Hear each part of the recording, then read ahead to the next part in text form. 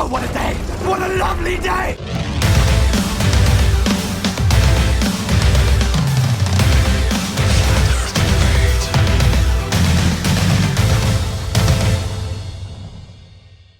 Welcome to Flat Earth Debate, Uncut and After Show. I'm your host, Nathan Oakley, and if you're new to this channel, or you've not done so already, be sure to subscribe and hit the bell notification icon to keep up to date with the Flat Earth Debate. If you'd like to support this channel, there is a super chat that runs alongside each of these shows while they premiere. There's also a PayPal, crypto, and Patreon link in the info box below this video. Most importantly though, if you would like to join the discussion, simply mute the page you're currently watching, then click the link in the info box below this video to join the panel and express your views on the shape of the Earth. If you do join, please don't swear. If you do, you'll be ejected, and if you are, please don't try to rejoin the stream using sock accounts. You'll be warmly welcome back on the next stream. Please also share the show on social media. Sharing the show obviously increases the live audience, but this in turn increases the chances of a more diverse panel, so please share the show. Also become a part of the Flat Earth Debate community by visiting nathanoakley.com and joining the forum there to keep up to date with the Flat Earth Debate. And one last time, if you're new to the channel or you've not done so already, be sure to subscribe and hit the bell notification icon to keep up to date with the live Flat Earth Debate. Now, currently we don't have any guests at the moment, as I've just started the after show, as you can probably tell. In fact, why did I encourage people to click a link that isn't actually live yet? This is not live, so my bad. There is no link, but there will be shortly as soon as we get a few guests, so hopefully a few people will pipe up. We shall see. People contacting me. I've got the Morgile saying that he wants to pop by. Hopefully we'll have Morgile in today, we shall see. Having a few troubles getting online with his phone by the looks of things. Same with Chocolate saying. That said, oh dear. Arwen's currently live, so probably why there's not a great deal of people joining me. Get pestered all weekend for why I don't have a live show. Then you put out the link for people to join the pre-show. Nobody's here.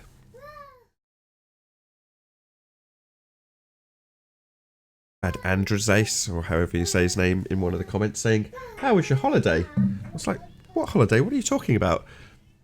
It's like, "You didn't do any live shows over the weekend." I was like, "Yeah, but over the last 2 weeks, I've done between 5 and 8 live shows every day. Purely to get around my bogus copyright claims that I've received. So I've had an absolute ton of them. And they've really limited what I can do. So to get around that, I've ended up publishing shows in advance in case I had no presence whatsoever. So there was still some presence. And that's the first show that goes out at 11 a.m. UK time on the second channel, Nathan Oakley. So that's one show. Then you have the 2 live shows. That's 3. Then I republish the first live show on the main channel. That's 4. Then the second channel. That's 5. Then the second show on the first channel, that's 6. Second show on the second channel, that's 7. Then there was also the splitting up of Ranties, which was Flat Earth QED, which I did 6 of. So on some days, there was 8 shows going out a day from me. And yeah, if I don't take a weekend off, I'll end up burning out, which hopefully will change towards the end of this week as I hopefully regain control of one of those 2 main channels and can then just live stream on Nathan Oakley, which is a huge help as it will cut down my workload by about 1/3. My plan is to put up the live show on the second channel and then run it as I am now. So at the moment it goes out on Flat Earth Debate, which will just basically vanish once I get control of one of my bigger channels back to live stream. But at present, the show goes out live, and then as soon as it finishes, it dies. I turn it off, or it does it automatically. And then I put it out as a premiere on the main channel. Well, my intention would be to do something similar with the second and main channel. So in other words, live stream on the second channel at the usual time. So this would usually, if it wasn't a Monday, start at 2 p.m. And then, once that live show finishes, turn it off, do the second live show, and mirror the first show onto the main channel.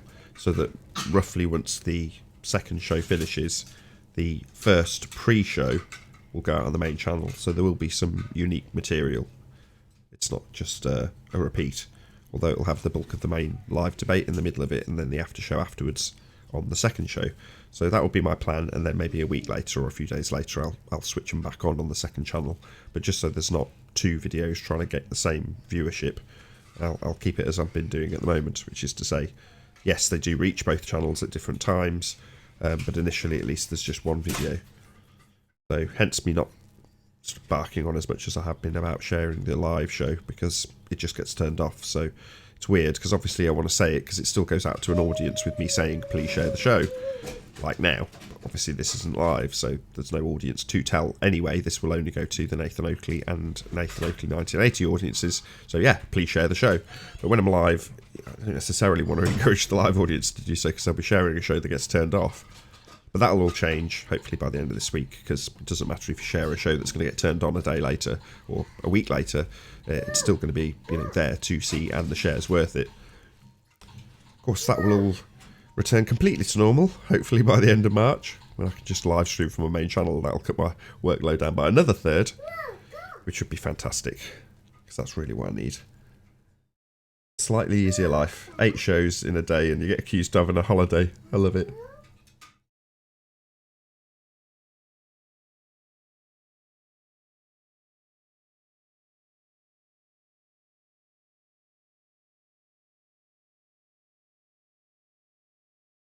Sending out some messages to the people in Skype who are saying, yeah, we'll join at the moment. So I thought I'll get the pre-show running, because the chances are somebody will join, and obviously I want to retain the whole conversation as they do join.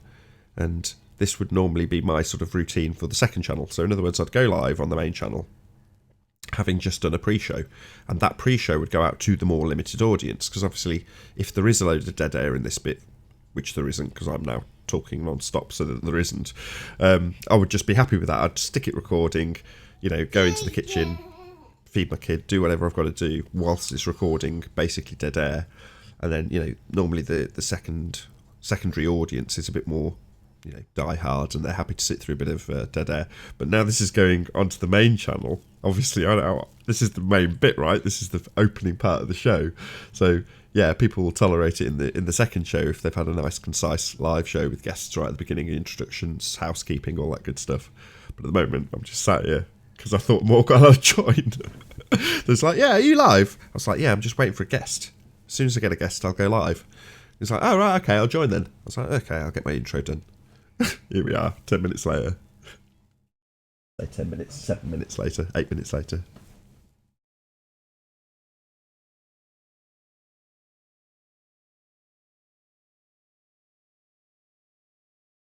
Yeah, life is quite turbulent at the moment, I won't lie. Still limited in terms of what I can do on YouTube. May not seem that way, as I seem to be everywhere at the moment, obviously, having been doing 8 shows a day. But not through choice, I assure you. I would definitely prefer to just have one show, then maybe mirror it as a backup, and that would be it. And that's pretty much what I was doing before all this argy-bargy.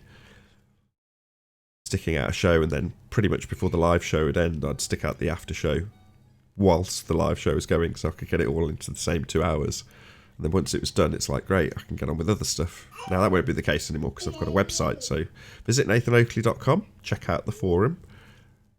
Hopefully that'll be a big success. It's already started to gain a bit of momentum, which I'm very pleased with. So, you know, it'd be nice to build up a bit of a community of debating individuals on that forum.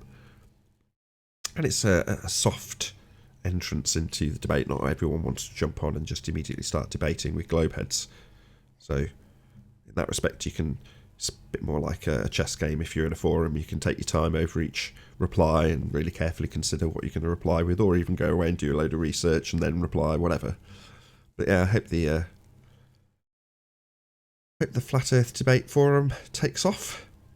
It's all very new. In the space of a month, I've got that website from absolutely nothing to a fully functioning site with a forum, with all the archive material.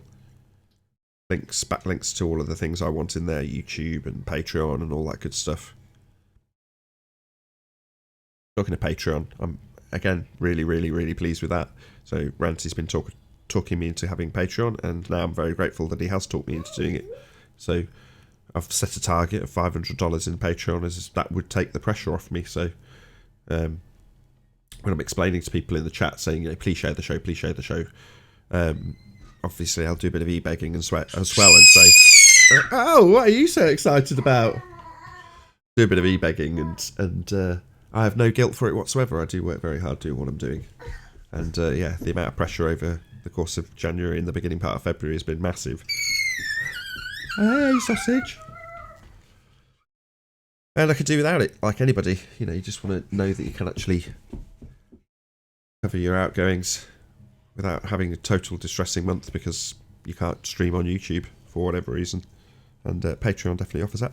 Oh, got John's joined us. Hey, John. What's up? What's up, guys? Can you hear me now? You can hear me. I'm talking to myself, actually, John. This is just recording. I'm not actually live yet. Oh, okay. No worries. How you doing, Nathan? I'm very well. Do you mind if I do go live, though? Sure, yeah. I'll just pop you back on mute and then I'll go live. Okay, I will mute.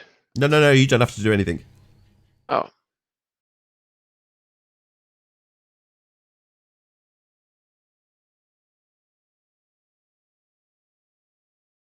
Oh, what a day! What a lovely day!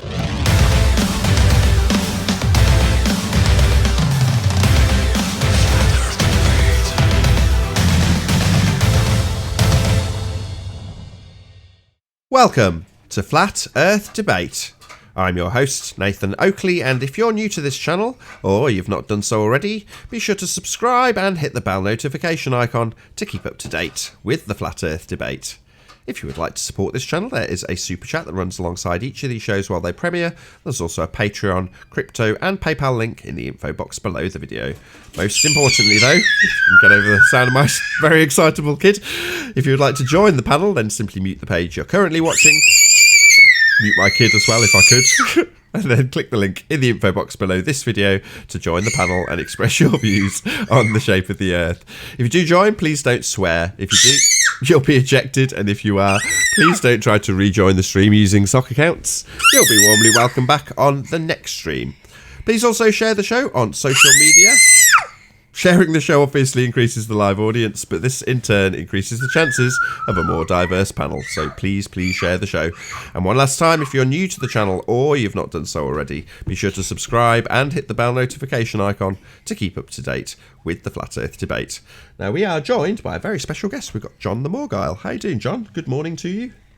Hey, Nathan. Good, man. I'm doing well. I hope you're doing well. It's been a while since we spoke, and I'm glad I was able to catch you this morning. I'm glad to be here, man. That's cool, man. We can do like a... May not be concise. We'll see how this goes, but I'm going to do a bit of housekeeping with you. You may or may not be familiar with this, but just roll with it if you're good with that, Morgile. Yeah, absolutely. So just answer honestly. Any signs of curvature? I can't say that I have found any signs of curvature, no. What about axial rotation of the Earth-based variety? Seen any of that? Absolutely not, unfortunately, and not for lack of trying. What about scientific evidence of gravity? Seen any of that? Well, if I jump off of my balcony, I will hit the ground. But I'm pretty sure that would be down to relative density, though, would it not? Yeah, absolutely. No scientific evidence of gravity come your way since we last spoke? No, man, I wish. Fair enough. What about evidence for the distance to the sun? No, I can't say that I've seen that either. Triangulating on the sun using Eratosthenes' method, I don't think is adequate because of refraction. Very reasonable. What about evidence that we can have gas pressure without a container, just for all the people watching who believe in a vacuum of space? Yeah, well, that's a big one, isn't it? And I got to say, I loved the show that you had pretty recently with the chemistry guy. He was not scoring many points for the globe, but no, absolutely not. And that's a big one. So no evidence that the hypothetical theory of gravity can act as a solid barrier between the near perfect vacuum of space and the pressurized environment of the Earth. Very reasonable again. This is getting close to almost too concise. I love it. So what about evidence of a self-perpetuating molten iron core at the centre of a presupposed spherical Earth? Any evidence of that? No, and no.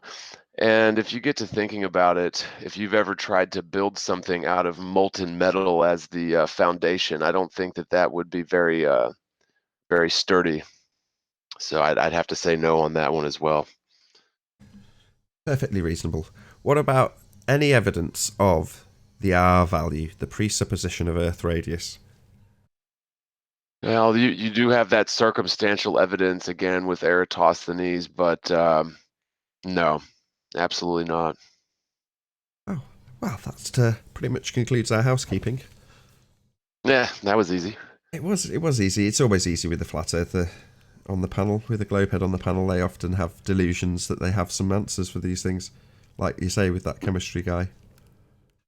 Oh man. Wow. Well, hypothetically, in theory, if you had an Earth-sized object, you could demonstrate it, but yeah. Wow. Out of interest, before you came to flat Earth, were you familiar with Cavendish, or was it just something that you came across subsequently to flat Earth? Um, I think I probably would have learned about him in science classes, but it never really stuck with me. So I can't swear to it, but it did sort of ring a bell. Now, one that I had heard about was Foucault or Foucault. I'm not sure how you say it. But as becoming a flat earther, I've learned that he did more than just build the pendulum. Right, gyros as well. Is that what you mean? Yeah, well, there was that, and also he had a hand in, well, I use the term loosely, but he had the hand in measuring the speed of light as well, and amongst other things as well. You were probably Gyros. you were probably the first person to break down the Coriolis effect in such a manner that it was understandable for me. Not to the degree that I could debate it, but certainly that I could understand the contradiction. And I don't know if you remember the video. This is probably going back 3.5 years. But you had a video where you had a guy with a globe head, quite literally, in a chair being interrogated. Do you remember that video? Yeah, yeah. In part of that video, I mean, you did detailed more than just the Coriolis in that video, but you basically broke apart the contradiction of the Coriolis. And from that day to this, it's always been, for me, baffled by bullshit of globeheads. So you explained it very concisely. You'd have, whatever, 1,700-mile-an-hour flights in one way, and they'd be fighting against the turn of the Earth the other. And that is the case. But that can kind of get obfuscated really easily, even though it is so concise. Do you know what I mean by that? People will try and talk their way around that. Well, absolutely. Yeah, and the thing is, we just go along assuming that the Earth is spinning. I mean, that's what we are conditioned into believing for years, and so we just sort of take that for granted that the Earth is in motion. But when you actually get on an airplane, and so like the first time I ever flew on a plane, I was about 10 years old, and we flew from Florida to Texas, Dallas Fort Worth, and on that flight, I was looking at, I had a round trip flight. I was looking at my tickets, and I wanted to see how much faster the flight from, the westbound flight would be compared to the eastbound flight, because I was certain that flying west would be much easier, much more swift than flying east, racing against the destination. And I was perplexed, to say the least, that the flight durations, at least in planning, were identical. And so when I got off the plane, I told my aunt who picked me up at the airport, I said, Aunt Diana, I'm pretty sure I just figured out that the Earth isn't spinning. Like, those are my exact words, like literally. And she's like, "What are you talking about?" And I said, "Well, the flight from Florida to Texas was 3.5 hours or whatever, and the return flight's the same." And she's like, "Well, what do you mean?" I said, "Well, if everything is rotating towards the east, the flight from Florida to Texas should be much shorter in duration." And she basically Hold on. explained. Sorry. We got Travis. Hey, Travis. Oh, hey. Excellent timing, Travis. As always. Oh, okay. Okay. And so Got moved down on my end, so I don't know if you guys can hear me. we can hear you. Is Hang he on. just quiet? Do I need to turn him up? I couldn't hear him. Yeah, I can hear both of you guys. Cool. And so, Sorry, we got to your aunt. What was her reaction? well, she basically explained everything away. she said, you don't understand, the plane is traveling east before it takes off. And basically, it's the same old argument that we've all heard, that regardless of how fast or how hard you accelerate the plane to the west, it's always going to retain that eastward velocity with the spin of the Earth. And, I kind of put that argument to bed at that point, but I was still kind of scratching my head because it didn't add up to me. Um, we've all lived in reality our whole lives. And if you're, I don't know, like if you're at the beach and you But just run before you go to the towards beach, the wave. when you say it made no sense to you, I just want to break that down just so the audience gets it implicitly. For what your aunt said to be true, it would mean there is no Coriolis effect. Right, exactly. Yeah. So you have to disregard the Coriolis effect in order for the flight times to be identical in duration, in order for that to work on the spinning ball, right? But that's a And really powerful statement to say to somebody. That's why, like I say, when you first broke it down, I went, yeah, that makes total sense. But then it got so beautifully obfuscated to the point where literally you have people like George Netanyahu going after people's jobs, i.e. Brian Mullen, over this particular issue, i.e. Coriolis effect, because it needs to be shrouded in obfuscation because the planes disproved there is a Coriolis effect. That's the bottom line here. I'll just say hello to a couple of our new guests. Hello, HLSS, and hello, Chocolate Satan. Good morning, guys. morning. Good to have you both. Good morning, John. Good to see you in here, John. Yeah, good to be here, man. Cool, man. Yeah, so planes disprove the Coriolis effect. Where we started with this was the Foucault pendulum, and what the Foucault pendulum is basically demonstrating is two reference frames. The Earth turns underneath. So you have the movement of the pendulum because you have the separate reference frame of the Earth turning underneath.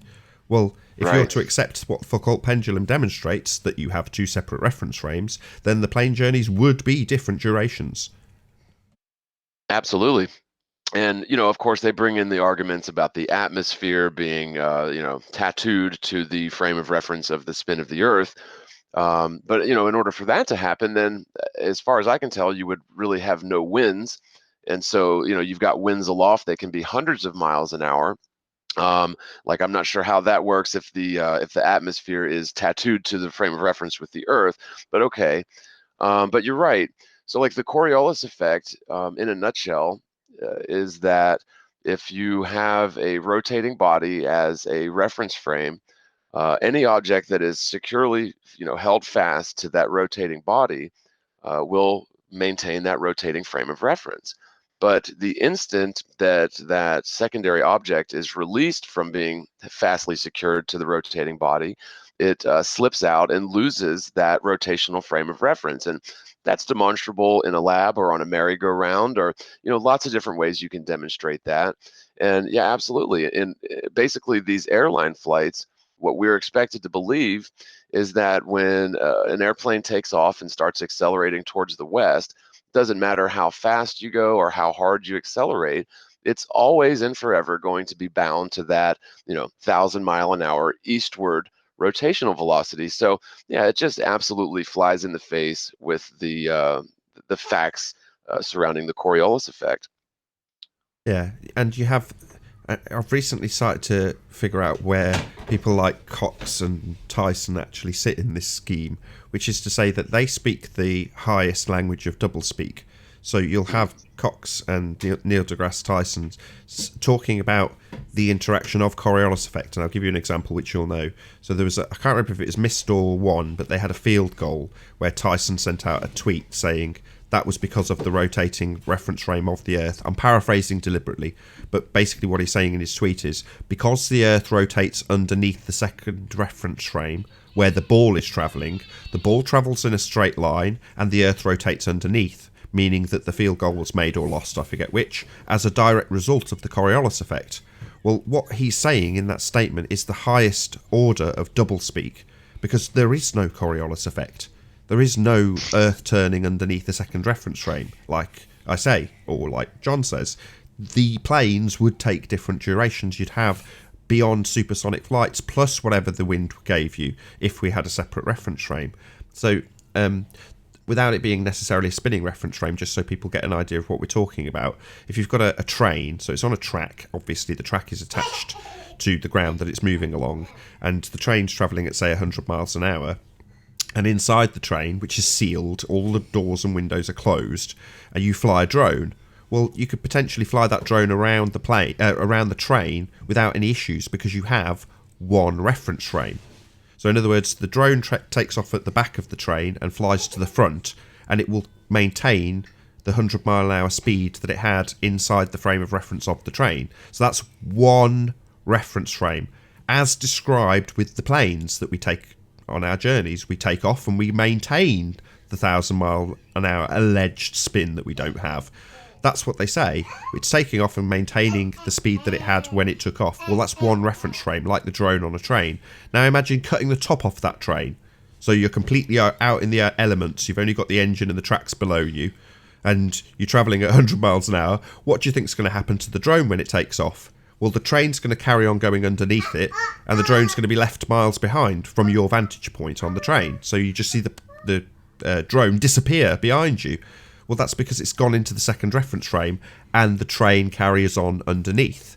Well, the same should apply to Earth. You take off from the first reference frame that's rotating, and the Earth rotates underneath. The planes, the Foucault pendulum, the ball going towards a field goal, anything that's in a second reference frame. The problem being, we don't see that. It never, ever, ever happens. There is no second reference frame. We're just stationary. Nothing's moving apart from the wind.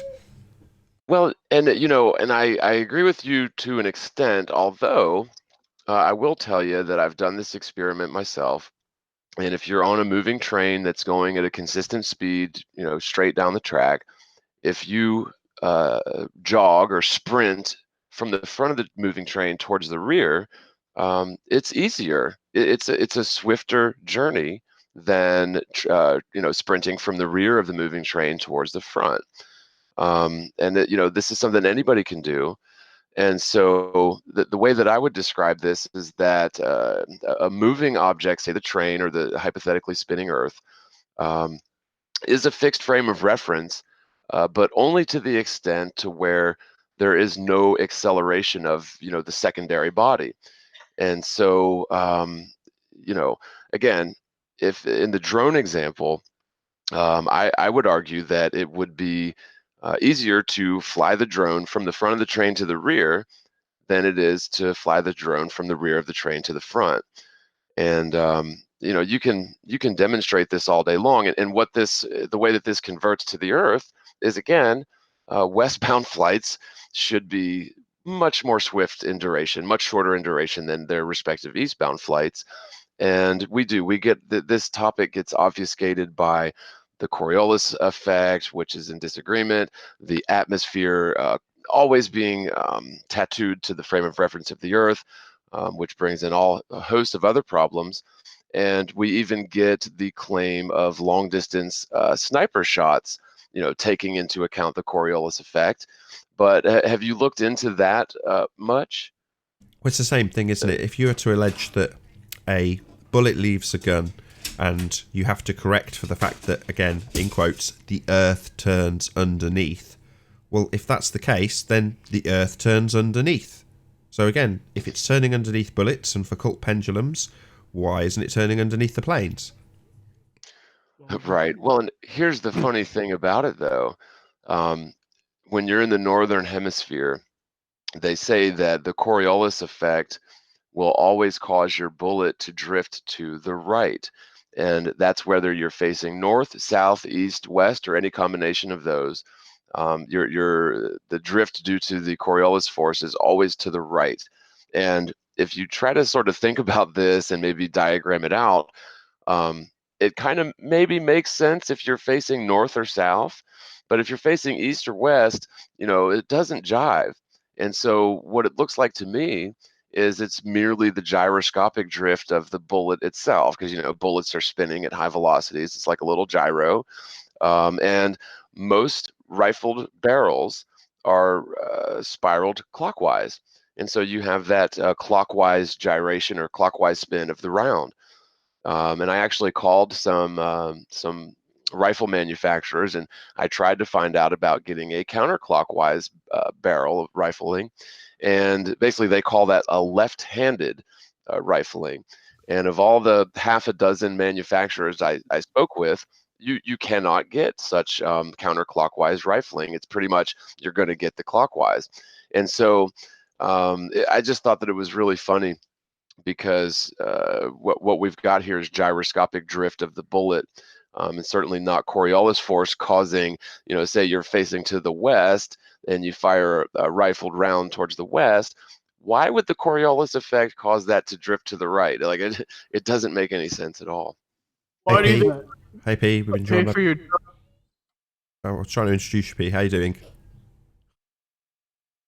I was wondering why he thinks flat earthers should pay for his drug addiction.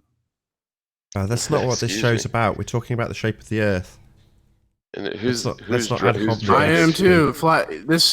too. People are drug addicts within the flat Earth community, This is that not the platform for pretend to have accusations, the Earth to P. be flat. P. Come on. and then they get money, Pete, and then I don't he wanna gives kick it you to out. his Come on. girlfriend, and she's like passing out from the smack on the Oh couch. God, behind I'm gonna him. have to kick you out, P. If you're gonna continue. Have you got anything shape of the Earth related or not?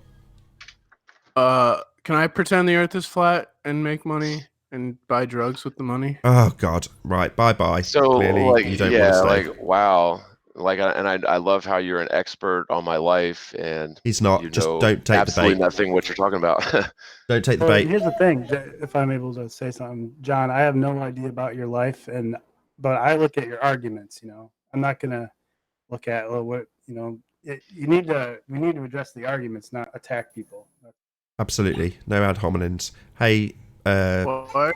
Pete, you can join so long as you don't ad hom the other guests. Hey, Mark, how you doing? Okay. Hiya, folks.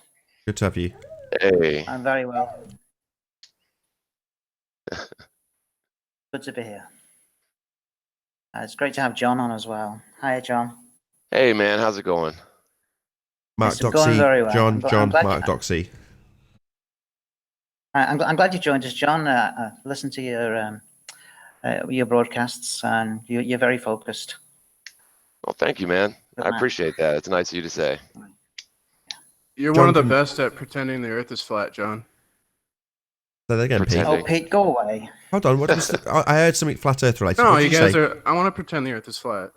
Just what was your So- question?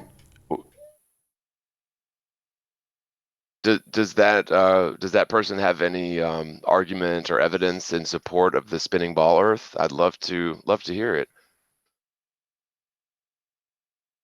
I think an imagination is a wonderful thing, and flat Earth is really great entertainment. So that's your evidence for the spinning ball, is that the imagination is a wonderful thing. Is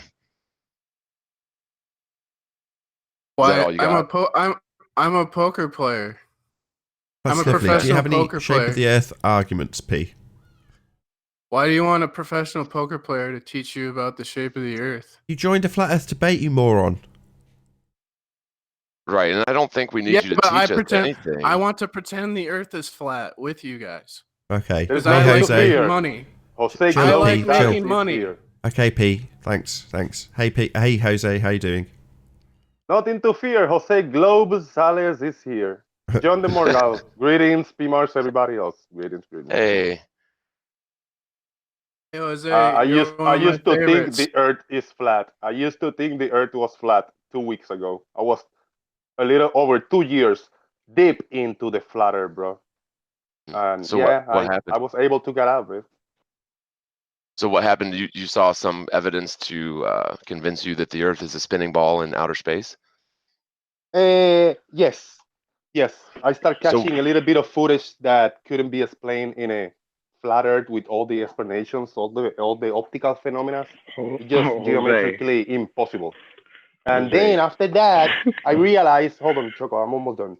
Then after that, I realized that I couldn't present any evidence in favor of flat Earth just on my own. Yeah, I couldn't. Taking the synthetic approach like a flat Earth do, I couldn't present any evidence in favor of flat But Jose, have you considered that the Earth looks flat?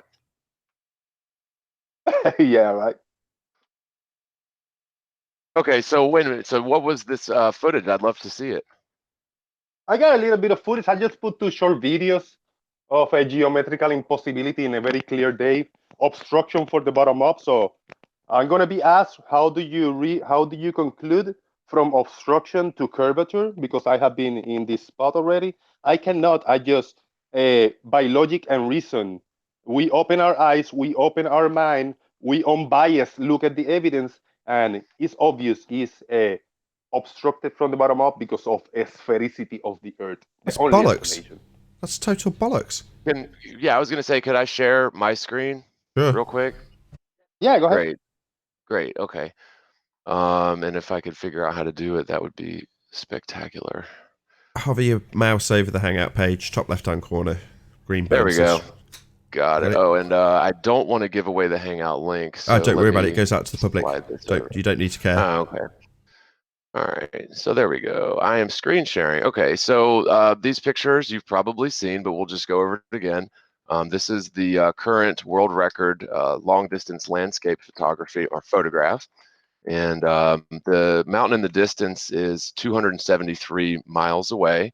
It's a 2.5 mile tall peak. And we can see basically the entire mountain from the base to the tip. And I put together a diagram here, if I can find it. Move this out of the way. There we go. And so this is just a not to scale diagram of the geometry with the observer's height, the apparent horizon, assuming a ball Earth would be 117 miles away.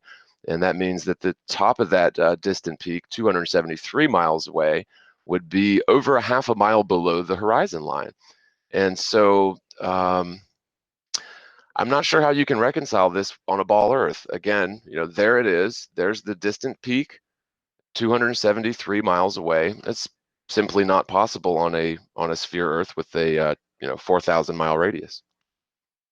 Yeah, this is a very interesting observation. Is I think one of the first observations that I came across that I said like, holy shit, this is flat Earth evidence, And then as my journey continued, I decided to take my own footage and take with a grain of salt, with a pinch of salt, any other evidence presented to me. I say, yeah, there's a lot of kind of evidence for the flat Earth, but for every one evidence for the flat Earth, there's 20 in favor of the globe, And I decided not to parrot or mirror. Sorry to interrupt. Sorry. Sorry. Every evidence that you've described so far, Jose, is obstruction. And then you loosely said that with logic and reason you decided it was curvature, which is tantamount to a religious belief. You've just decided that one thing is something else. Well, obstruction's not curve. Exactly.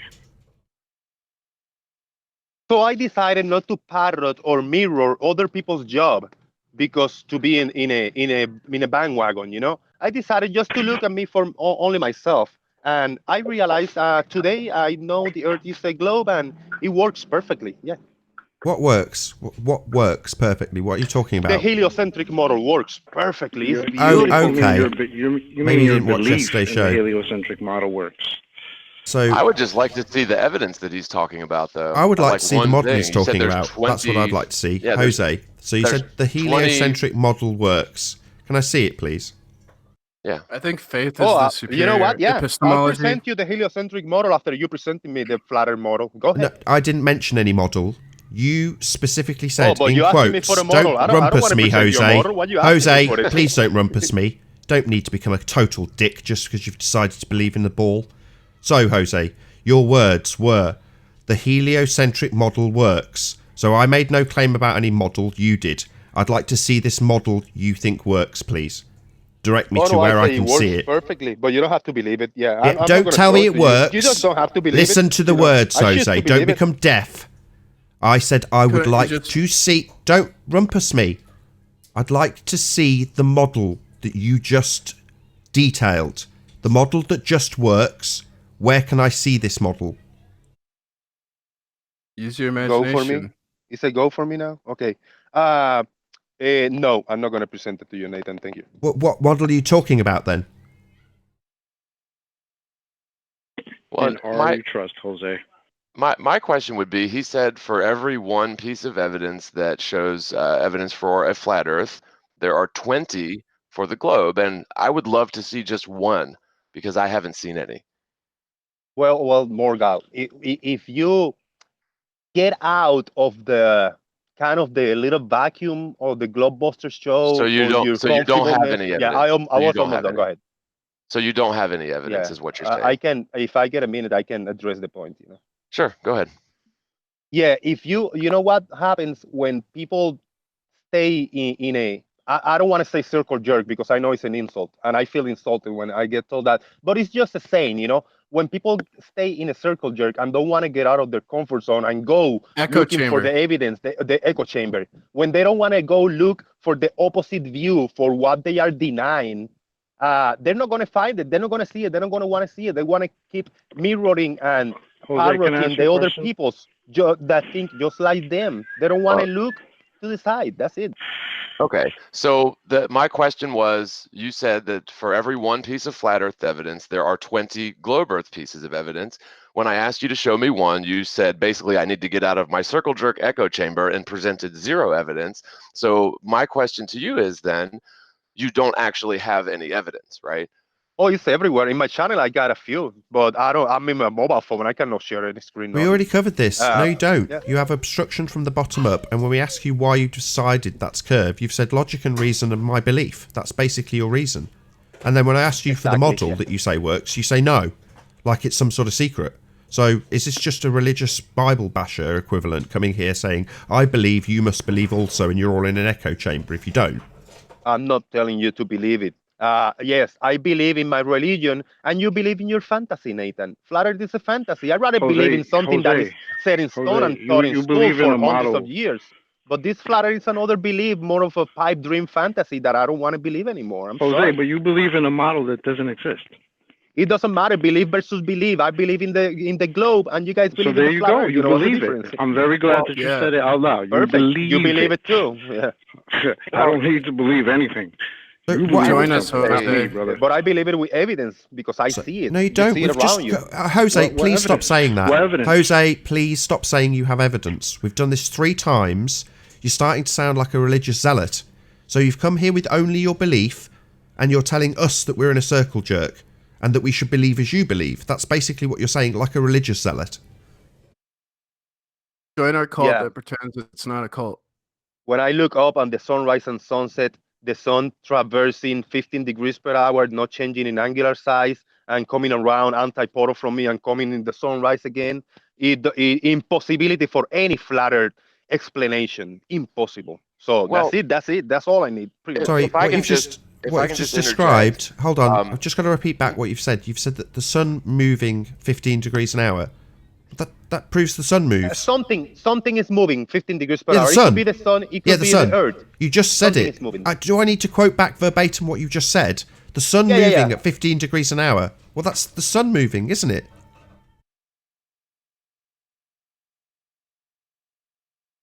Literally, you've got so many globehead arguments held so tight that you don't even realise you're not formulating the example into a proof, Jose. So you're saying the sun moving. Well, that's the sun moving. You've even said it yourself. Okay, I say that, yeah. I might be a geocentrist. My point would be, real quick, Jose, what does that have to do with the picture that we're looking at here of the mountain 275 miles away? What does the sun have to do with that? Yeah. No, I have looked at this picture, and it's a cool picture, yeah. So what does the sun moving have to do with the lack of curvature of the Earth, sir? Oh, I don't know if anybody presents one of. I'm gonna post a picture to see if somebody presented, so you can explain it to me. I don't know how to explain this your observation. I want to see if you can explain my observation, and it's not a hundreds of miles away. It's just a 17 miles away observation. That's all I got. Okay, well, hundreds of miles away is a much better indicator of either curvature or lack thereof than a few miles.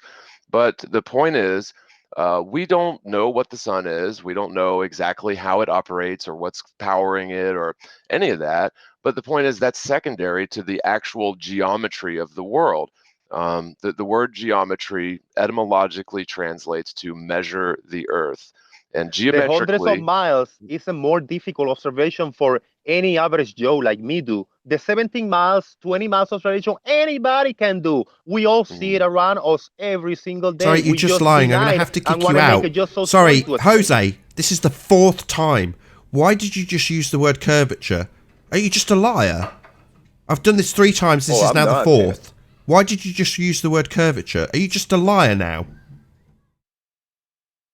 Do you want to say that? Yeah, it's up to you. You're entitled to your opinion, Nathan. But no, it's not my opinion. You stated it categorically earlier. Obstruction from the bottom up.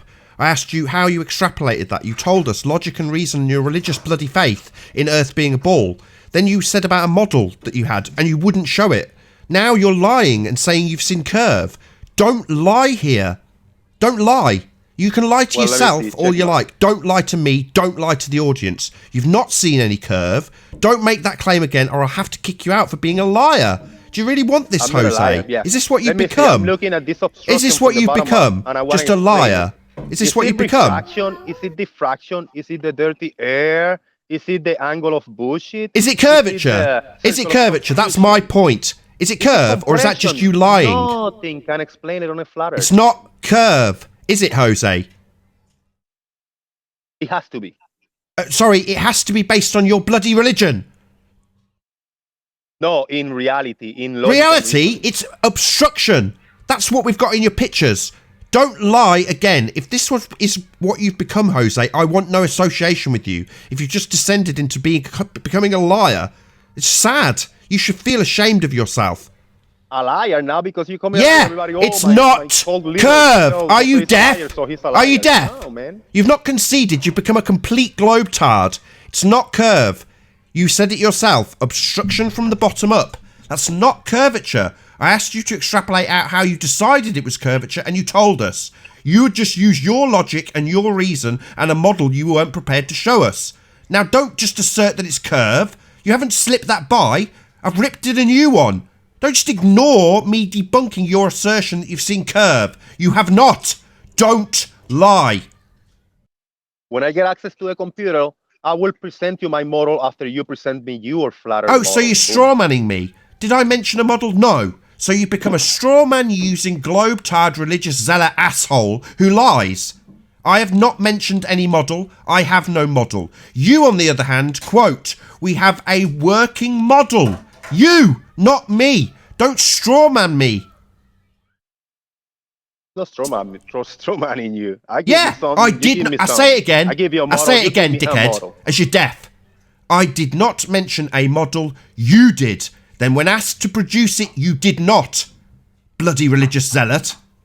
You got a model you won't show us that you want us to believe in, and you've got a belief that your obstruction, not curve, is curve. Why? Because you've used your logic and your reason. Wowee.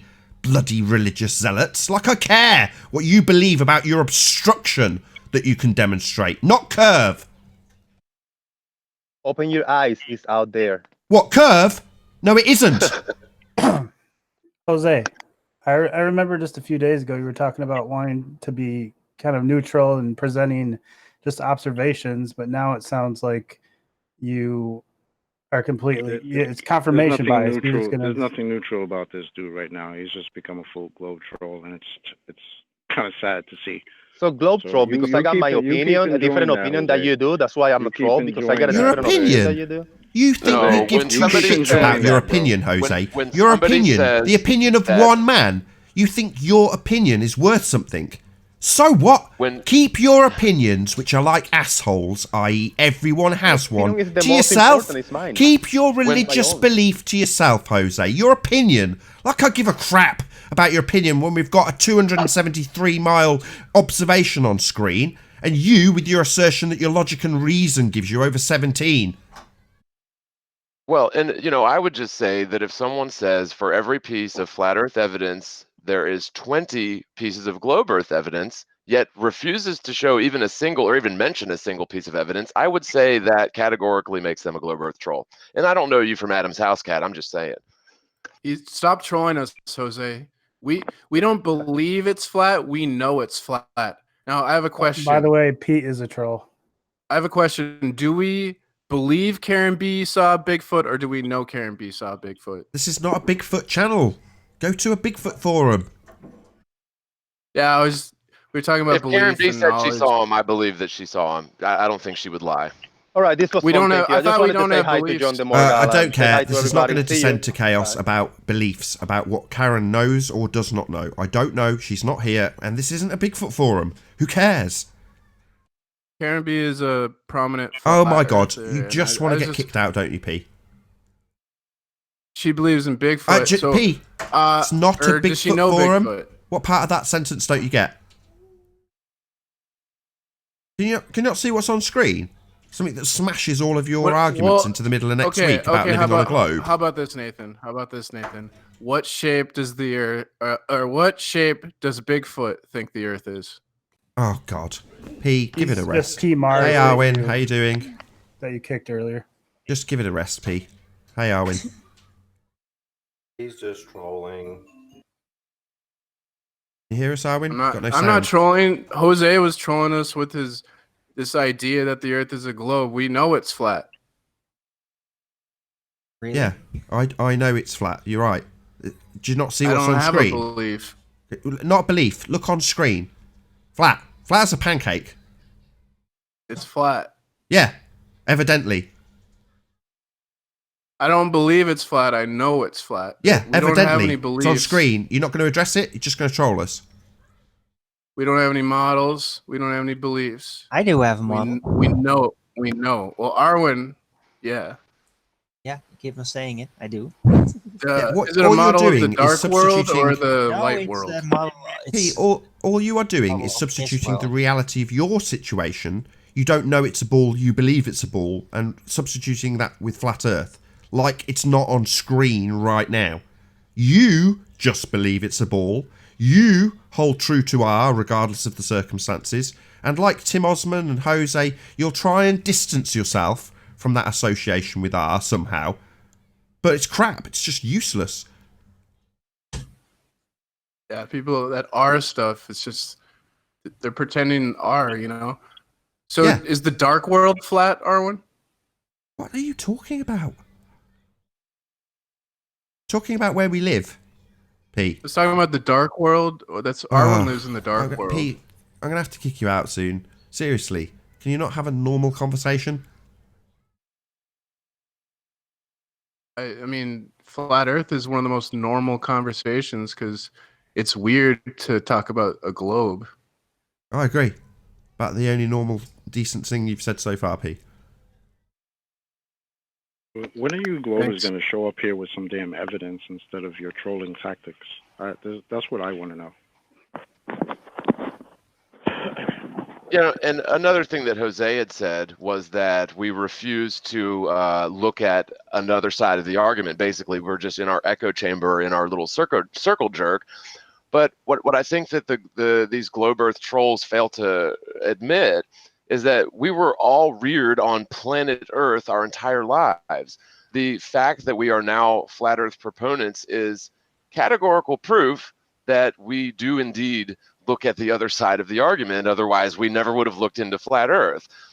It's not as if we're ignorant of the globe Earth shtick, right? We were raised learning all of that nonsense and learning how we're stuck to the side of a spinning ball in outer space. And it is now in the 20 teens, and we have been graced with this revelation that all of that was nonsense. And so I just wanted to get that in there because I really can't stand it when people say that flat earthers are essentially closed-minded in a vacuum, in an echo chamber. I mean, that is very much the opposite of the truth. Someone told me gravity was real yesterday. Isn't that funny?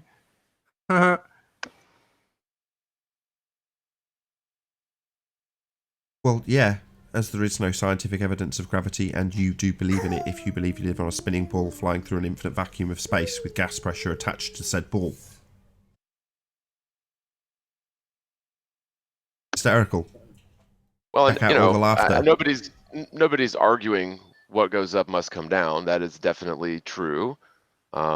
I would say that the theory of gravity as a warping of space-time due to the hypothetically spherical Earth warping the fabric of space and time somehow, that gravity is nonsense. It relies on the Earth first being a sphere to get that sort of gravity. Yeah, in R they trust. Yeah, you're absolutely right, John. And like in Jose's case, like it is sad because it sucks that somebody who like us, we've all been indoctrinated into this ridiculous globe theory, and we kind of try to break out of it, and because he's gone back to choosing to believe in it, now it's like we're in an echo chamber, we're in some type of circle jerk, and it's like, dude, are you serious? Like he says out loud, I choose to believe in this model. So why would you come at us thinking that you're gonna get something different? It makes no sense. And If we it was an believe, echo chamber, we wouldn't let him be in here. yeah, and we've believed this our whole lives from birth, pretty much. So I mean, we've been Oh, in this globe echo chamber, for most of our lives. and I would just add that the Earth is demonstrably flat, independent of any model. So when you measure the Earth for curvature, that curvature does not exist. Okay, so does that mean that we now must explain what the sun and the moon are and their distance and how they operate? No. Measure the Earth for curvature. The curvature does not exist. Therefore, the Earth is flat. And anything beyond that is wild conjecture. I mean, I can tell you what I think the sun is and what I think the sun is doing, but it's irrelevant to the conversation. It really, truly is. Absolutely, and the mere thought that because some buildings are being obstructed in a picture or a video, that means that or that somehow confirms that there are people living antipode from my position, thousands of miles away, is ridiculous. Or that there's a gas pressure next to a vacuum, ridiculous. But all these guys want to hold on to is a picture with a building that's missing or a beach that's missing some sand on it. Like it's so ridiculous, this indoctrination that these people are going through. It's out of control. I agree. When these globetards say science fact, what they really mean is science opinion. Am I right? Yes, you are. Yeah, Or there's an article out there that Quantum Eraser shared with me that basically stated that 99.9% of all claimed science has not adhered to the scientific method. There is very little claimed science that is actually science. So yes, P, you're right. You still stand by that the shape of the Earth has nothing to do with science? I think you said that. I remember. Well, science deals exclusively with cause and effect relationships. So you observe a natural phenomena and then try and establish what the cause of that phenomena is. So do you think the shape of the Earth falls into that or not? No, a shape's not a phenomena. Oh, right. So that would fall outside of science then, P. Yeah, and let's not try to bury the shape of the Earth too. No. Would be So, quite yeah, dangerous. it falls outside of science, precisely like you claimed. Do I still believe that? Well, no, it's just a fact. Yeah, the shape of the Earth has nothing to do with science, but That's correct. we want people to come here with their scientific evidence. So we No, again, you misunderstand the claim and who's making it. You, people who believe they live on a globe, believe you have scientific evidence. That is the standard you lay down when people like Neil deGrasse Tyson say science is correct whether you like it or not, despite the fact he is actually a practitioner of pseudoscience. As an astrophysicist, he has only step one of the scientific method, observe a phenomena. So when he looks through his little telescope, he can observe plenty of phenomena. Is he going to establish the cause of said phenomena? Absolutely not. But he pretends to be science, making him a pseudoscientist. Very amusing for us, the flat earthers, who appreciate that what you're sold as science isn't. And to me, that shows that it is kind of like a religion to Neil deGrasse Tyson, because he's basically equating science with truth. Say whatever is true, whether you perceive it or not. But that doesn't hold with science, because science has so many different things that, it's just, it doesn't apply the same.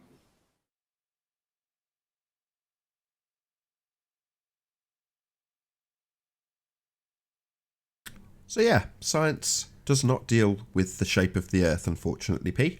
But lots of your friends seem to think it does.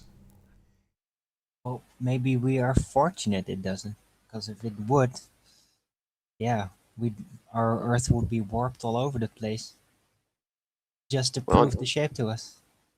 The globe Earth theory definitely requires faith in order to believe in it. If you're explaining to a child how they live stuck to the side of a spinning sphere, any toddler who has some sort of acuity mentally can tell you that that's not going to work.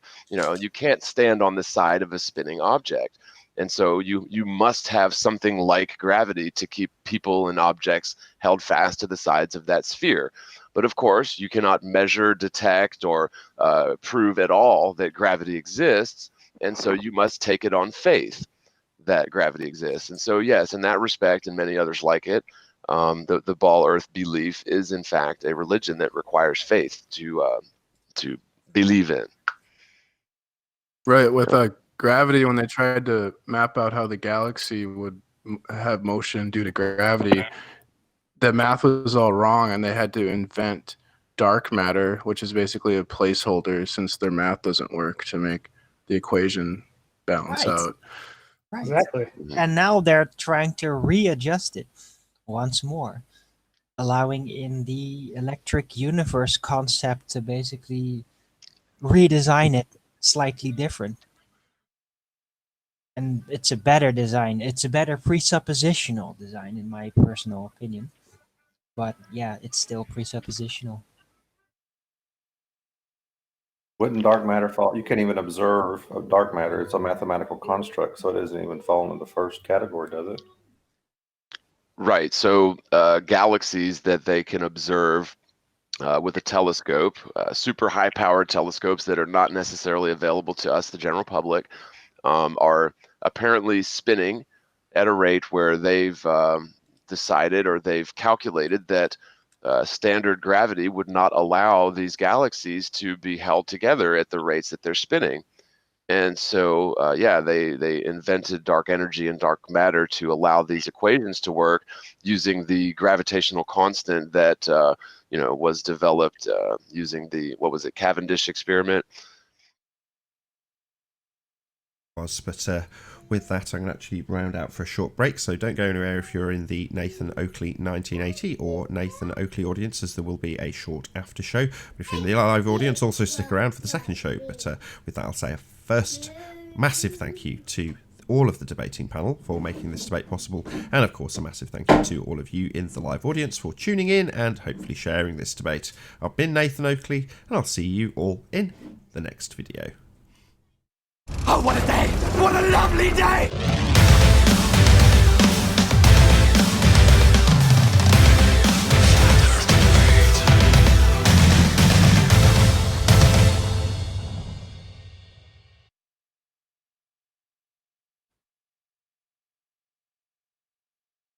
Yeah. That's what that's what they taught me, like in school, when I talked about it there. Well, hey, John, you guys yesterday had a really great show with the Glowbusters. They were talking about like the Hello. electric universe. Got a new guest. Sorry to interrupt. Hey, creators, creator. How you doing? Hi, good. Thanks. It seems like electromagnetism can kind of explain a lot of the things that they're kind of putting in place of. They're kind of replacing that with dark matter and things like that. I mean, maybe I don't understand it, but that's the way I see it. No, it's perfect. It just shows a more complex layer of forces that are based on something that makes a little bit more sense than just gravity and antimatter opposing it. So it's just a more complete picture. Yeah, wasn't there like an electromagnetic link between Jupiter and the sun and stuff? It's like how many millions of miles is that? Oh my god, I saw this documentary. When was it?